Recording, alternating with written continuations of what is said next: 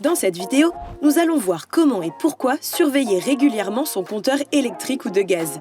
Oui, parce qu'au final, on n'y prête pas tellement attention à notre compteur. Mais saviez-vous que chaque unité de consommation est une part de votre budget individuel? Vous l'aurez compris, bien connaître votre compteur vous permettra de mieux gérer vos dépenses, de prévenir des erreurs de facturation et de faciliter les transitions telles que déménagement ou changement de fournisseur. À la fin de cette vidéo, votre compteur n'aura plus aucun secret pour vous. Bienvenue sur Allo-NJ. Lire son ou ses compteurs quand on vit déjà dans son logement. 1. L'importance de la lecture régulière. Lorsque vous êtes déjà installé dans votre logement, lire régulièrement votre compteur est important pour pouvoir gérer efficacement votre consommation énergétique. Et oui, chaque kilowattheure ou mètre cube de gaz compte. Et savoir comment les lire peut faire la différence sur la facture. 2. La lecture pas à pas. Alors voyons comment le lire ce compteur. Vous allez voir, c'est très simple. Tout d'abord, on commence par le localiser. Que vous habitiez dans un immeuble ou dans une maison, le compteur n'est pas forcément situé au même endroit. Mais vous devez obligatoirement y avoir accès. Il peut être installé à l'intérieur de votre logement, comme dans l'entrée, la cuisine, la cave ou le garage. Ou à l'extérieur, sur le palier de l'immeuble, dans le local technique, dans un coffret sur un mur extérieur ou encastré dans un muret. Et il est muni d'un cadran ou d'un écran numérique affichant les unités de mesure pertinentes. Pour les compteurs électriques classiques. Pour les compteurs dits classiques ou historiques, commencez par noter les chiffres indiqués. Ces chiffres représentent votre consommation en kilowattheures pour l'électricité et en mètres cubes pour le gaz. Assurez-vous de bien noter chaque chiffre, de gauche à droite, sans oublier les chiffres rouges ou noirs. Ils sont tous importants pour établir une lecture précise. C'est à partir de ces mesures que votre fournisseur peut vous facturer. Attention, ce n'est pas votre fournisseur qui relève votre compteur, mais le gestionnaire de réseau, qui est le même dans la plupart des cas. Mais il existe aussi des entreprises locales de distribution, comme à Bordeaux ou à Grenoble par exemple. Passons aux compteurs intelligents.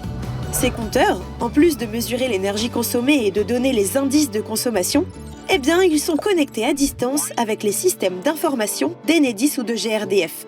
Résultat, vos index réels de consommation sont transmis automatiquement chaque mois à votre fournisseur. Et ça, c'est nettement plus pratique et rapide.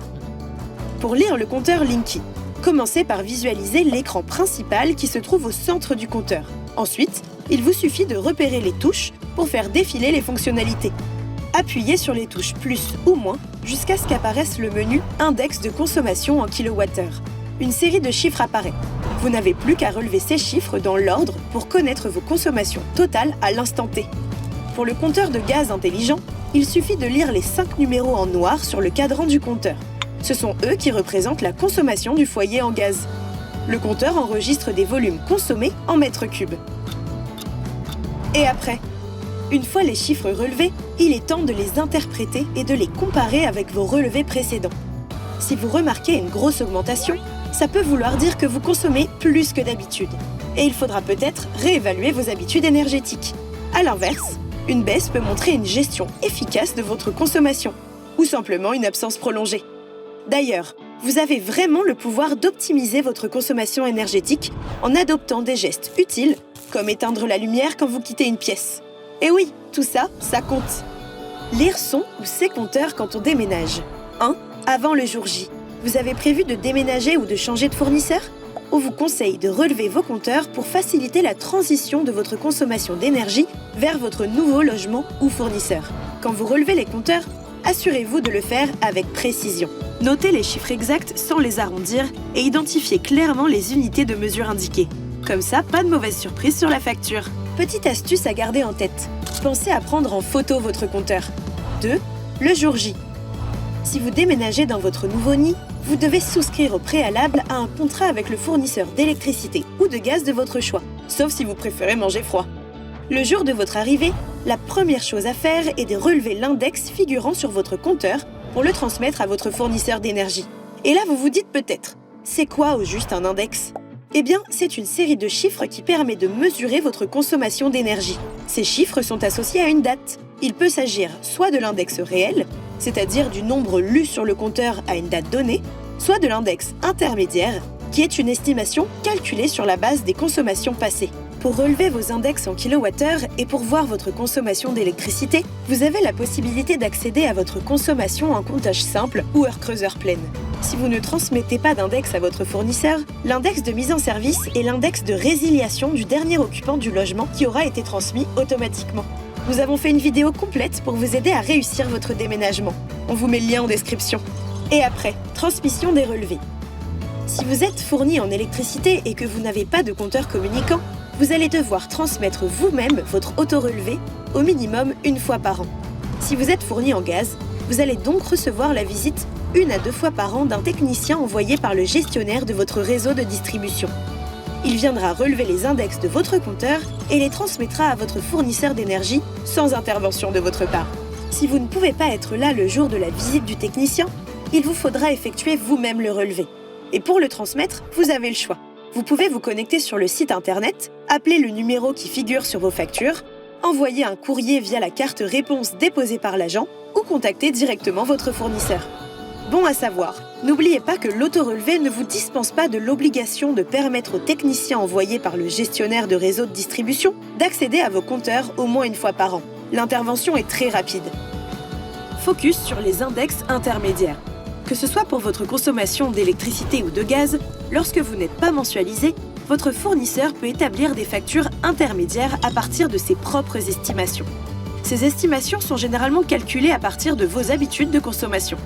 Mais si vous ne souhaitez pas être facturé sur la base d'une estimation de consommation, vous pouvez transmettre tous les 2 mois le relevé de votre compteur à votre fournisseur. Les fournisseurs ont l'obligation de proposer un service d'ajustement de la facturation aux consommations réelles. Pour en bénéficier, vous devez relever votre compteur régulièrement et communiquer ce relevé à votre fournisseur pour qu'il puisse vous facturer sur la base de cet auto-relevé. Que faire si vous constatez une erreur concernant un index ou votre consommation ?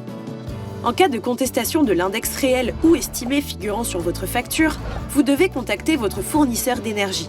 Ainsi, vous pourrez soit mettre à jour votre dossier et donner les index réels de votre consommation, soit programmer la visite d'un technicien pour la relève des compteurs. Notez bien que l'intervention vous sera facturée. Que faire en cas de changement de fournisseur ?